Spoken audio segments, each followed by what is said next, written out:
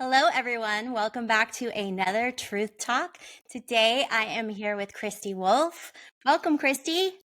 Thank you. I'm happy to be here. Yay! I'm just going to jump right in and have you tell us what you do. Okay. Well, I am a brand strategist and copywriter here on the Central Coast, and I help business owners earn more money with clear messaging. So that means getting really crystal clear on your offer, what sets you apart, what makes you different from other colleagues in your industry. And that ultimately allows you to attract more of the people you want to work with, define your own version of success, and do the work that you love. Yes. Such great work. Excuse me, I find that it is hard for people, including myself sometimes, to say what it is that we offer or what our value is. We see it in everyone else, but then when it comes to us, ourselves, it's like, oh, we go blank. So it's so nice that you are here to help people with that. It's tough when you're so close to your own work and your own services. It really is. It's tricky. It's a hard thing to write about yourself and your value, for sure. You're not It alone. I is. think that's pretty universal. That's a tough thing. It's a challenge. Yes. So it's nice to have someone who relates with you and can see your star, right? What makes you bright, what makes you stand out. Definitely. Yeah, so I And primarily work with service-based business owners. So people like photographers, attorneys, architects, wedding industry pros, realtors, therapists. So that's really my niche, is working with people who own service-based businesses. okay, that's great. Also, because service based people are usually a little more empathetic. I don't know. And so to capture that is not always easy, I imagine. I've always loved working with service-based business owners because they're so deeply invested in what they do. Hmm. And if folks reach out to me with products, depending on the industry or the sector, sometimes I'm stoked and I'm pumped and it's a fit and I'm aligned to work with those product-based business owners. But other times I'll refer them out so I can do more of that specific work that I do, which is copywriting. For folks who don't know, copywriting is essentially brand messaging. This can be the words on your website, your email marketing. This can be how you promote yourself through collateral, commercials, a ton of endless channels, right? So copywriting is pretty vast. Yeah, thank you for explaining that because yeah, I'm not sure that everyone understands the umbrella of copywriting because you can really do a lot of different things. Totally. So my specialty, my focus is website messaging. So that's Okay. what I do primarily. And then I also have a side of my business that works with luxury realtors, and I write property Ooh. listing descriptions. But my bread and butter Ooh. is really website messaging. Hmm. And so I'm curious because I've done this a couple times with different websites and it always seems to be a journey. I mean, you have this idea of I don't know how you want your website to look maybe, but I don't always know how you want it to sound or what you're taking the customer through. So you do that with clients? I do. I think it's really important to consider who you want to work with, what you want to offer. I do a lot of research with specific audiences, and then mining people you've already worked with. What do they thank you for? That is a great point. I find sometimes in the coaching industry, I'll have to catch myself when I start using those terms, and people don't want to. They don't want to know that, or they don't feel that. That's not their pain point, or maybe it is, but they aren't there. You really need to speak to how they are thinking and feeling. Yeah. I saw on your website that you do VIP days, and I thought, ooh, this is fascinating. Can you tell me a little bit about that? Into the VIP days, essentially, we come up with a list of clear deliverables, and then I'm able to deliver on those by the end of the day. Because of all the prep work we've done in advance ahead of time, those can be things like an email sequence, a website messaging refresh. Those can be a service or offer description, maybe ironing out a sales page you're excited about. So those are just a few of the options. Mhm. Those are a lot of options. That is so Yeah. nice to have the support. Can you tell me why clients or why a service-based business, excuse me, should have an email sequence? Ooh, love that question. So, what I found is it's really important to nurture and grow an engaged email community. I call it a Mhm. community, not a list, even though essentially it boils down to a list of contacts. It's really Mhm. important to offer value to your audience because sometimes someone might not hire you directly, but you are helping them, making the world a better place. They might refer you business later on. Most of my business is word of mouth referrals. But going back to your question, having an email sequence allows people to know, like, and trust you, get to know you, share your value generously. And platforms like Instagram do occasionally go down. And sometimes your best fit clients might not even be on Instagram. So where else are you finding them? And it's just a great universal way to own your community in terms Mhm. of that list is yours. And that's not something that anyone else controls, and it's up to you. So I would really encourage business owners to nurture an email list of their own. Nice. Yes, I completely agree with you. And Instagram just went down, was it last week or the week before? Mhm. And and then you go to another platform and see, okay, what's happening? What's happening? But if you have your email ready, which I saw someone do this, they sent out an email right away, so they reach their customers. And yeah, it's really nice. And it's such more it just feels personal when you're getting these emails from You're right. It people. can feel more like a conversation, which is human. As humans, we crave connection and conversation in a way that doesn't feel like you're being sold to. So, another quick tip I would share with folks, with listeners, is to really make sure that you're serving your audience and you're sharing your insight with a lot of generosity and you're showing people what you can do. But you're giving away a lot of insight, and in exchange what you're earning is trust. That doesn't mean you're doing work for free. It just means that you are establishing yourself as an authority and also as someone whose personality might vibe or click with them, because there's a lot of other copywriters in the world. I'm very lucky and fortunate to be part of groups and organizations and um, courses with other copywriters, and we refer each other business all the time. Feels very loving, feels really supportive. And I might not be the best fit for everyone, but I'm going to have 3 people who might be a great fit for you. So that feels really good about this world. Oh, thank you. I That is what I love most about this entrepreneurial journey is the people that I come in contact with and the relationships and the collaborations that then I'm able to do and like, the two of us being here. It's just so nice to have that support and it feels good. And so because you get a lot of referrals, you are obviously doing that well. Oh, The thank you. authenticity and the generosity. So, yay. And I think anytime you do good work for someone, so you deliver on someone's goals, you give them what you want, you're an active listener, you are being kind, you're keeping your word, you're really delivering on your promise to them, they are so much more likely to go out and share that positive experience and refer you business. And that's not a business strategy for me. That's just a values based system. It's how I move through the world. But it also Mhm. happens to have really served me well in doing creative work for people. So, yeah. Yeah, that's when you were speaking. I was thinking, oh, your core values Mhm. align, sounds like, with what you do just as you move through life and business, which is great. That's so true. Yeah, Mhm. that's a good feeling. Yeah, for sure.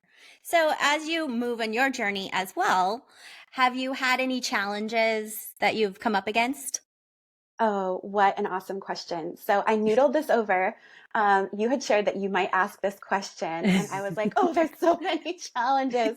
But just being real, there's so many challenges to being an independent business owner. But the one I would love to share with you and share with your community is how to build a business, how to build your own business while you're working full time. So I Ooh. started my copywriting career as part of a creative agency here in town.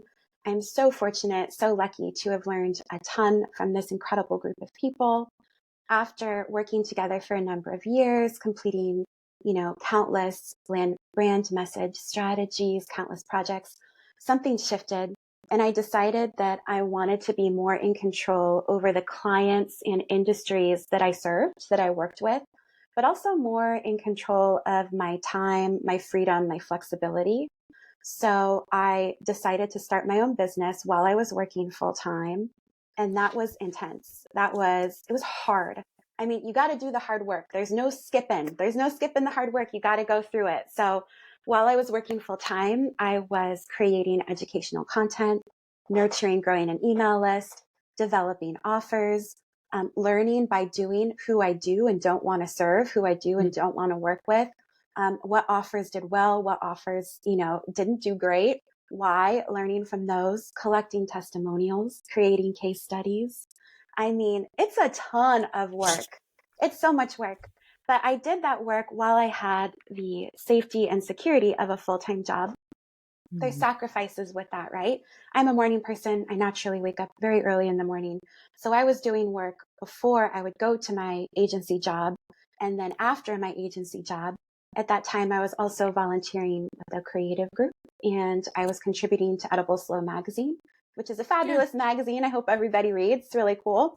And it took a lot of time, effort, energy, patience, perseverance, tenacity to get through that time. And so what I would advise, I think this is relatable, right? There are people listening who might want to go all in. They might want to go all in on a project, their own business, and they're not sure how to get there. And that's relatable. So for me, I would encourage people to take it slow, leverage the safety and security you have. Freelance work can be feast or famine. There's going to be months where you have a ton of projects. There's going to be months that are slower. That's the nature of this business that we're in. And there's unforeseen things that go on in the world. My business really took off during the pandemic because there was really a need to have an online presence for so many businesses. There's been seasons of my business that are slower, so just take your time and do good work for the job that you have. Don't skimp out. Give your all to the job that you have, but also while you're building the side business, have a safety net, grow your savings, grow your email list. So you're not starting from scratch. That was a long rant, but yeah. No, it's not a rant. It's so important because I came from the flip side of it where I had to quit my job during the pandemic to homeschool my 3 children. And so then it was, okay, well, I'll jump into entrepreneur life.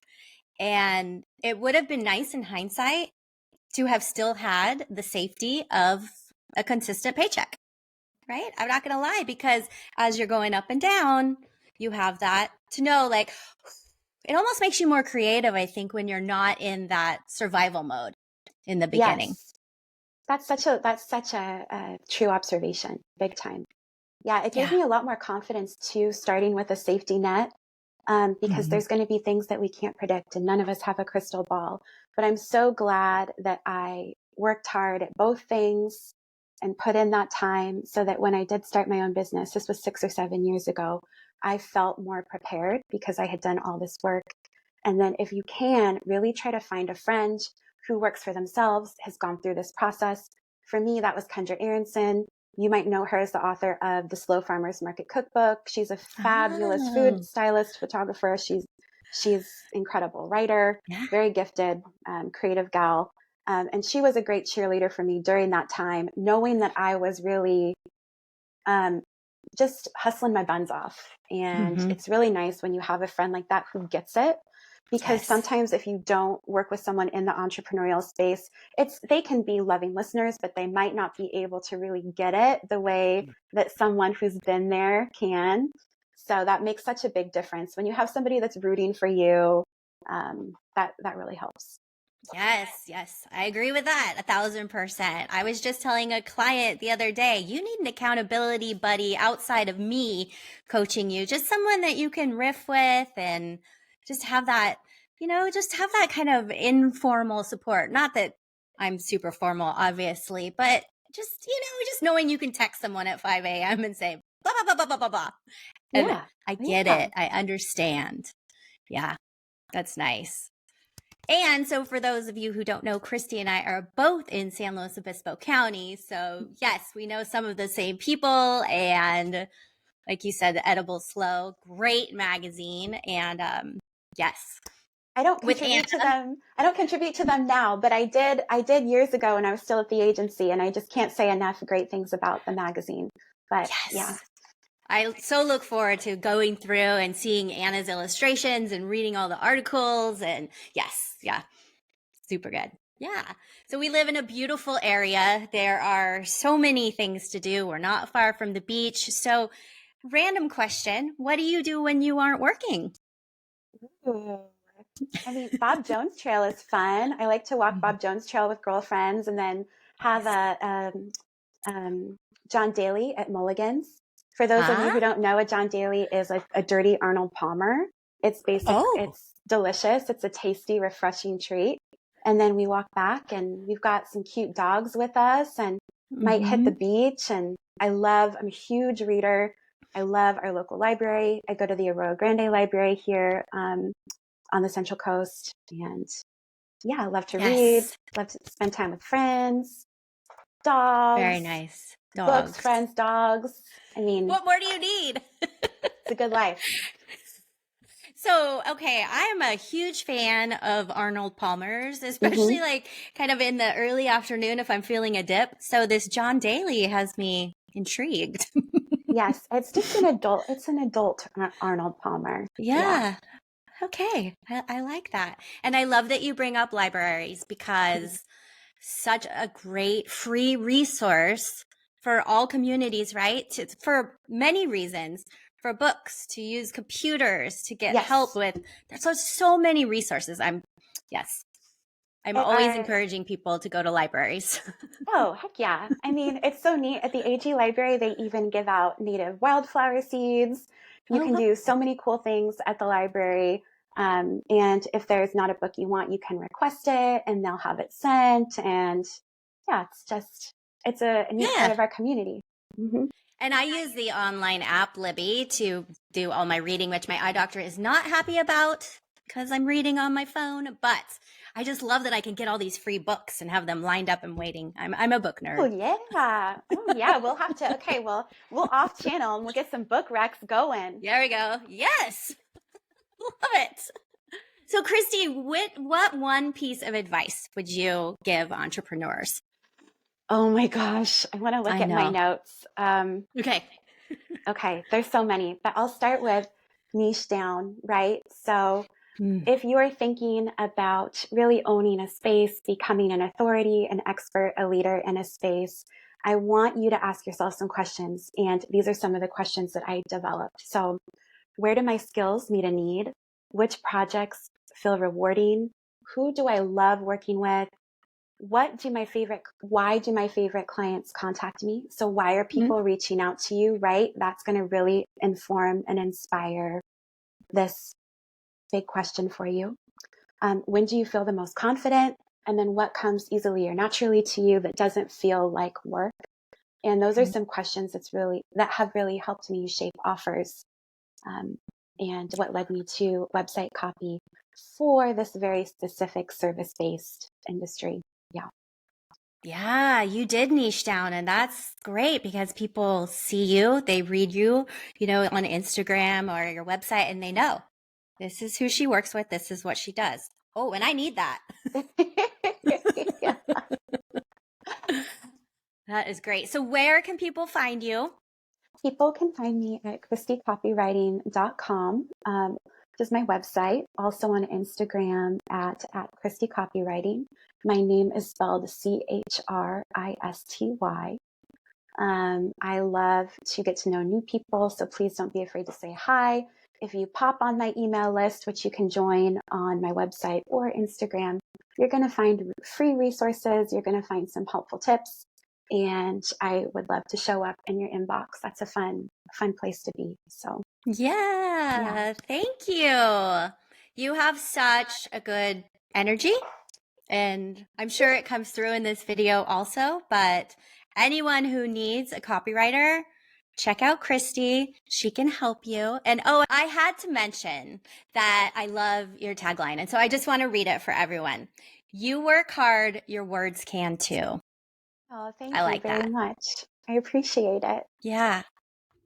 It's just so clear and concise. And so it kind of, lets people know, hey, look what I can do for you. So, yes. And it's great to acknowledge that when people are working hard, owning their own businesses, serving clients, that some strategy goes a long way. So it's not just about what sounds compelling. It's about what's going to be clear, easy to understand, and influence people in an ethical, safe, fun way that feels good. Because I think we've got to stick to those core values in our marketing, and it makes a big difference. Yes, thank you for saying that. I am a big believer in ethical marketing, and part of that are the words that you choose to use.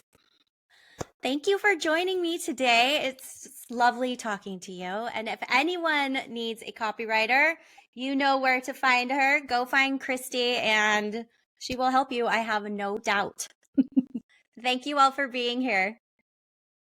Oh, good. Thank you. Yeah, sun is shining today. So everyone go enjoy the day and join me next time for another Entrepreneur Truth Talk. Bye.